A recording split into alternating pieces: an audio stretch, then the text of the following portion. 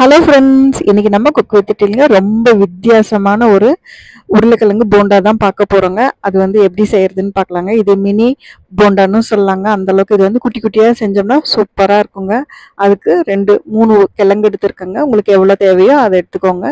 நல்லா வாஷ் பண்ணிட்டுங்க, தோல் சீவிட்டு இது மாதிரி வந்து கிரேட்டரில் வந்து மெலிசா உங்களால் எவ்வளோ மெலிசா சீவ முடியுமோ அது மாதிரி வந்து சீவிக்கோங்க. காய் சீவுறதுல சீவக்கூடாதுங்க. இது மாதிரி பீலரில் தான் வந்து அதை வந்து செதுக்கிக்கணுங்க. பீலரில் செதுக்கிறப்போ நமக்கு வந்து நல்ல மெலிசாக கிடைக்குங்க.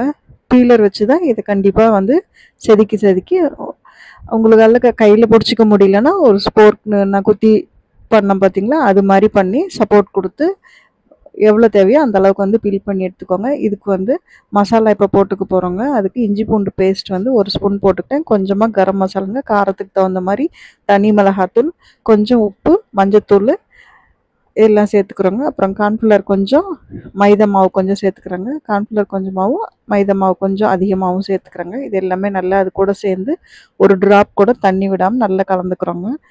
வெறும் தனி மிளகாத்தூள், கொஞ்சமாக கரம் மசால், மஞ்சத்தூள், உப்பு இதுதான் போட்டுக்கோங்க. இஞ்சி பூண்டு பேஸ்ட்டு, கார்ன்ஃப்ளவர் மாவு, மைதா மாவு உங்களுக்கு தேவைப்பட்டுன்னா ஒரு ஸ்பூன் கிட்ட வந்து அரிசி மாவு கூட போட்டு பிசைஞ்சிக்கலாங்க. அப்போ இன்னும் நல்லா கிறிஸ்பாக வருங்க. தண்ணியே போடாமல் பிசையணுங்க.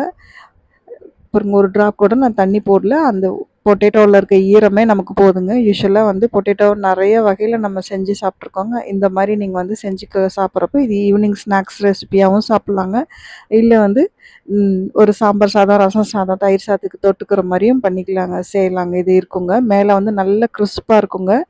உள்ளே வந்து நல்லா இது வந்து சாஃப்டாக இருக்க மாதிரி இருக்குங்க. கண்டிப்பாக இதை வந்து லோ டு மீடியம் ஃப்ளேமில் வச்சு தான் பொரிக்கணுங்க. டீப் ஃப்ரை தான் பண்ணிக்கிறோங்க. இது மாதிரி பாருங்கள், நல்ல சின்ன சின்ன உருண்டையாக உருட்டி அப்படியே ஈஸியாக உருட்டுறதுக்கு வருங்க. உங்களுக்கு வந்து தண்ணியாட்டம் இருந்ததுன்னா இன்னும் கூட கொஞ்சம் கார்ன்ஃப்ளவர் மாவோ இல்லை மைதாவோ இல்லை அரிசி மாவோ சேர்த்துக்கோங்க. கடலை மாவு போடக்கூடாதுங்க. இப்போ வந்து மிதமான தீயில வந்து அப்படியே பெரட்டி பெரட்டி விட்டுட்டுங்க. ரொம்ப லோ ஃப்ளேமில் வச்சு இது வந்து பொரிச்சாதான் மேலே நல்ல கிறிஸ்பாக வருங்க. உள்ளேயும் அதே மாதிரி எண்ணெய் ஃபுல்லாக போயிட்டுங்க, அதுவும் வந்து கிறிஸ்பாக வருங்க. இல்லைன்னா வந்து மேலே வந்து வத வதன்னு ஆன மாதிரி இருக்குங்க. நம்மளோட அந்த டேஸ்ட்டே போயிடும். அந்த போண்டாவோட டேஸ்ட்டே போன மாதிரி ஆகிடுங்க. அதனால் பொறுமையாக வந்து கொஞ்சம் கொஞ்சமாக இன்னும் கூட சின்ன பல்ஸாக கூட நீங்கள் உருட்டிக்கிட்டிங்கன்னா இன்னும் கிறிஸ்பாக வருங்க. உருட்டி எடுத்துட்டிங்கன்னா சூப்பராக இருக்குங்க. ஒரே ஒரு ரசம் சாதத்துக்கு இந்த ஒரு பால் வச்சு சாப்பிட்டுக்கலாங்க. அவ்வளோ சூப்பராக இருக்குங்க. இது உள்ள லேயர் லேயராக இருக்கனால ஒரே ஒரு பால் வச்சுட்டு ஒரு பிளேட் நிறைய ரசம் சாதமோ தயிர் சாதமோ சாப்பிட்லாம். சாம்பார் சாதத்துக்கு கண்டிப்பாக இது சூப்பரான காம்போவாக இருக்குங்க. அவ்வளோதான் பாருங்கள், எண்ணெயிலேருந்து எடுத்து வச்சுட்டு சுத்தமாக எண்ணெய் வடிச்சிட்டு மேலே கொஞ்சம் கருவேப்பிலை கார்னிஷ்க்கு போட்டிருக்குங்க. அவ்வளோதான், நம்மளோட உருளைக்கிழங்கு மினி பால்ஸ் வந்து சூப்பராக ரெடி ஆகிடுச்சுங்க. கண்டிப்பாக இந்த ரெசிபி வந்து நீங்கள் உங்கள் வீட்டில் ட்ரை பண்ணி பாருங்கள்.